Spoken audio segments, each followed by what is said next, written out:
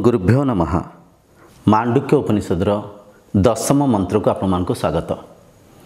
गत नवम मंत्र रे आमे बुझीथिले जो साधक साधना मार्ग को आचरण करी सिद्धि प्राप्त करिथांती, जे निजर सत् सत्ता को चिन्हि थांती, से ब्रह्मंकर जो प्रथम पाद अछि जहाँ को आमे जागृत अवस्था कहूचे, जोठी ब्रह्म वैश्यानर अवस्था अच्छी बहिर्मुखी होकर अच्छा बहिष्प्रज्ञा से जागृत अवस्था जो ओम रो अकार को मिसेकरी ओम रूपक अकार जागृत अवस्था रूपक प्रथम पाद मुहि मो आधार रे जागृत अवस्था रूपक मनर अवस्था परिचालना होची किंबा मो आधार रे ये सारा विश्व परिचालना होची चिन्हि पारि थांती एवं जागृत अवस्था रे तांको मन तृप्त थाए। से कौनसी अधिक आशा अभिलाष रे बांधी ही न थांती, मन मुक्त ही जाई थाए। बुझी पाछंते, अविद्यारु अस्मितारु ऊर्ध्व को जाई थांती, ब्रह्म विद्या को से माध्यम करी निजर सत् सत्ता को चिन्हि देई थांती, मन तृप्त थाए आ तांको भितरे बंधन न थाए। एठी हमको दशम मंत्र रे स्वप्न अवस्था कथा कह जाउछि। ब्रह्मंकर आमे बुझितले तीनटा पाद थिला, चारिटा पाद रे चतुर्थ पाद रे ब्रह्म शुद्ध स्थिति रे थिले, स्टेट ऑफ प्योर कॉन्शियसनेस शुद्ध स्थिति रे थिले, किंतु तीनटा पाद रे से भ्रम रे थिले, अज्ञान रे थिले, निजर सत् सत्ता को चिन्हि पार नथिले। तो प्रथम पाद जागृत अवस्था थिला। द्वितीय पाद रे हमको बुझिया जाउछि जो शरीर सिद्धि प्राप्त करिथांती, से द्वितीय पाद रे मध्य तृप्त थांती, से बुझी पारि थांती मो आधार रे मु ही स्वप्न को देखुची, स्वप्नर आधार मध्य मु। द्वितीय पाद कौन? स्वप्न अवस्था। स्वप्न हैला मनर सूक्ष्म अवस्था, सूक्ष्म शरीर। तीनटा शरीर अच्छी। प्रथम है स्थूल शरीर, ये जो आम भौतिक शरीर को देखुचे ये है स्थूल शरीर। स्थूल शरीर ठारू सूक्ष्म है सूक्ष्म शरीर। सूक्ष्म शरीर आम विचार को भी कहींपर, सूक्ष्म शरीर स्वप्न को भी कहींपर। स्वप्न स्थिति रे जो सूक्ष्म शरीर को देखुची ये सूक्ष्म शरीर भी आधार मुहि से बुझी थांती एवं जागृत स्वप्न अवस्था रे से तृप्त थांती। स्वप्न जहाँ किछि देखिले मध्य से जिते जागृत अवस्था को आसुथांते आ विचलित हुअंतनी। एबे आम परिस्थिति जदि आम बुझा, स्वप्न रे कौन टिके साप देखीदेले, स्वप्न रे कौन टिके ठाकुर को देखीदेले, स्वप्न रे कौन टिके अनेक धन को पाहिचे किंबा कहार मृत्यु को देखीदेले, स्वप्न जागृत अवस्था को आसे आम चंचल हो जाता। अरे से व्यक्ति को मृत्यु हो जाए एपरिका मु स्वप्न देखिली, स्वप्न रे साप देखिली, कौन हम कौन हम। स्वप्न रे मु ठाकुर को देखिली, ठाकुर मते काले दर्शन देबे कि, ठाकुर काले किछि चाहूसंते कि, ठाकुर काले मो द्वारा किछि लीला रचिया पई चाहूसंते कि। ए प्रकार विभिन्न मिथ्या कल्पना रे मन को बांधी छंदी कि आमे चंचल हिंथाओ।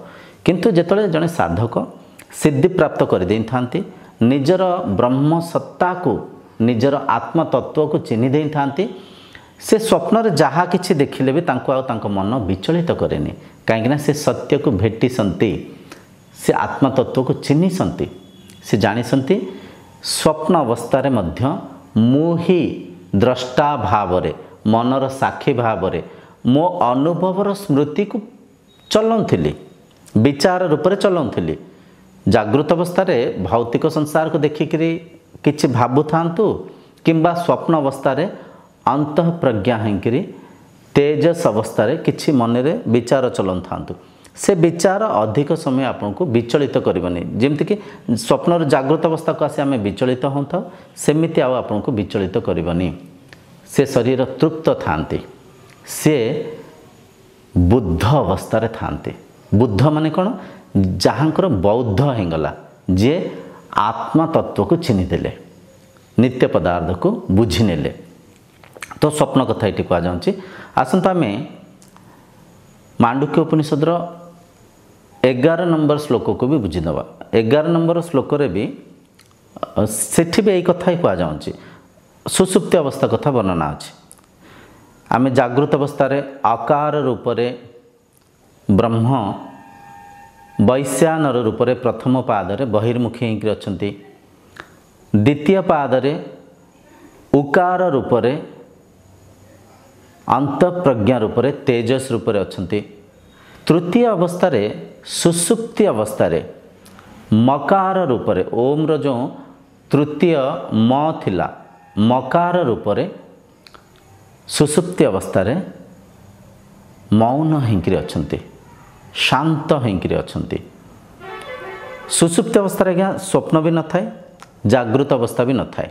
सुसुप्ति अवस्था से ब्रह्म शांत स्थिति रे अछंती, आनंद स्थिति रे अछंती, परमानंद स्थिति रे अछंती।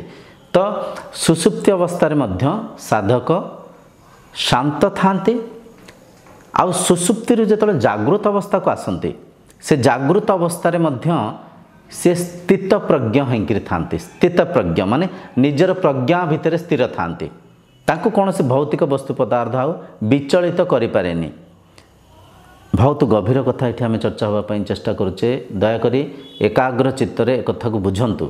जो साधक सिद्धि प्राप्त करि सुसुप्ति अवस्था जेमती आंतरिक स्तर रे शांत थांती, जागृत अवस्था को आसी मध्य स्थित प्रज्ञा स्थिति रे थांती। स्थित प्रज्ञा माने बाहर भौतिक व्यवहार रे से माने किछि अभिनय करि पारंती। कहार मृत्यु हेगला कांदी पारंती, कोठी शरीर को रोग है पीड़ा है टिके दुख व्यक्त करि पारंती, अभिनय अभिनय करुथांती। किंतु अंत मनरे से तृप्त थांती, अंत मनरे से शांत थांती। तांको भितर कौनसी विचलता न थाए, विभ्रांत न थाए। तांको मन भितर कौनसी कहीं द्वैत रोग मुक्त हो जाए, अद्वैत स्थिति रे अछंती। से कथा को बुझी देइसंती, से कथा को देखी देइसंती। मु आधार, जागृत संसार भी आधार मुही, स्वप्न संसार भी आधार मुही, सुसुप्तिर आधार भी मुही। जोंटी ये चराचर सृष्टिर ये प्रपंचर पंचभूत निर्माण होता आकाश वायु अग्नि जल स्थल ये प्रपंचर आधार मु। ताहले आ मु कौन बा बनिबी, कौन बा हरेबी, कौन बा पाइबी, मु सब किछि अछि। से स्थिति रे से सुसुप्त अवस्था जागृत अवस्था तृप्त होकर थांती। तांको भितर स्थित प्रज्ञा स्थिति थाई। स्थित प्रज्ञा माने से आ विचलित हुअंतिनी, भौतिक व्यवहारिक रूप से किछि अभिनय करुथांती, किंतु आंतरिक स्तर रे से तृप्त थांती, से हसुथांती। कहीं सी जानी पारि थांती मु किछि हरेबिनी, मु किछि पाइबिनी, मु मो भितर रचिथिबा लीला को अनुभव करुछि। जागृत अवस्था रे स्वप्न अवस्था रे मध्य मो लीला करी मो लीलार स्मृति को ही मु परिचालना करुछि। सुसुप्ति अवस्था रे मु मौन हो जाउछि, मु स्वरूपस्थ हो जाउछि। आ जागृत अवस्था रे मध्य से शरीर चाहिए से सुसुप्ति परिका ध्यानस्थ हो पारे, आउ थे समाधिस्थ हो पारे। तो ये जो जन्म मृत्युर खेल मिटी जाई थाए, ये जो भौतिक संसार को देखु थांती, ये संसारर असली सुख को, ये संसारर ए ब्रह्मलीलार असली आनंद को से नहीं पारि थांती।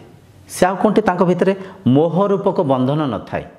सीमित परिवार को निजर, असीम संसार को पर भावी न थांती। सबु किछि मुही जन्म नउछि, मुही परिवर्तन रूप रे मृत्यु रूप रे इठी अदृश्य हो जाउछि। ये अचंबा लीला को से अद्भुत भाव रे आनंदित होकरी ये लीला को बुझी थांती और तांको जीवन धन्य हो जाए थाए। ये जिनस प्राप्त करंतु, ये आत्मतत्व को बुझिया पे प्रतिदिन किछि समय दियंतु। भौतिक छोट मोट वस्तु पाइबा, गोटे छोट मोट पदवी पाइबा, जेते वस्तु पदार्थ पातु ना कहीं, जेते बड़ उच्च पद को जातु ना कहीं, मन तृप्त हेनी। कहीं वस्तु पदार्थ सब माया ही, सब मिछ ही, किंचित समय पे आनंद देव, तापर आउ थे दुख रे बांधिब। तो देखते केते गभीर कथा कह जाउछि, केते गभीर कथा कह जाउछि। आजिर ए सत्संग माध्यम रे आमे दशम आउ मांडुक्य उपनिषदर 11 नंबर श्लोक को भी बुझी सारिचे। आगामी मंत्र रे आमे मांडुक्य उपनिषदर 12 नंबर श्लोक को बुझापी चेष्टा करवा।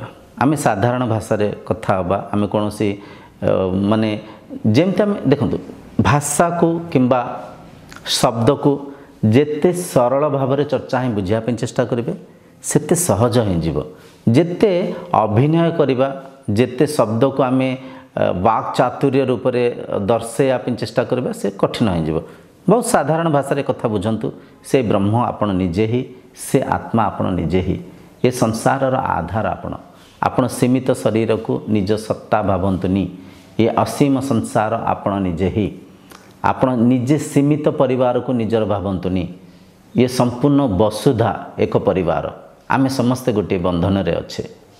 बहुत गभीर कथा आज्ञा बहुत गभीर कथा आध्यात्मिकता देखते केते केते रहस्यमय कथा को आमको बुझे मार्गदर्शन करुच्ची। आज सत्संग ये विराम देवा आगामी सत्संग जाए आपण विदाय नौची से पर्यंत ओम शांतिर्भवतु।